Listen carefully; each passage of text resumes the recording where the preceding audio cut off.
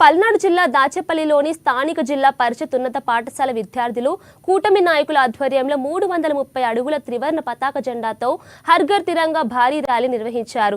ఈ కార్యక్రమంలో భాగంగా ముందుగా విద్యార్థులు పాఠశాల నుండి బంగ్లా సెంటర్ వరకు ర్యాలీ నిర్వహించారు. ప్రజల్లో విద్యార్థుల్లో స్వాతంత్ర భావాలు పెంపొందేలా ఈ ర్యాలీ నిర్వహించినట్లు కూటమి నాయకులు తెలిపారు.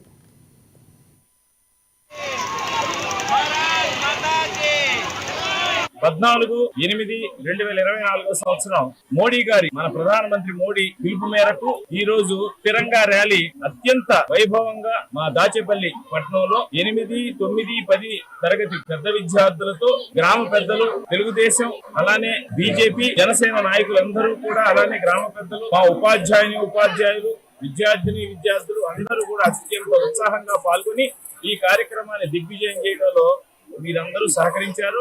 అలానే ఈ మొత్తం వ్యవహారంలో కూడా పోలీసు వారు, పాత్రికేయ మిత్రులు అందరూ కూడా తోడ్పాటును అందించారు.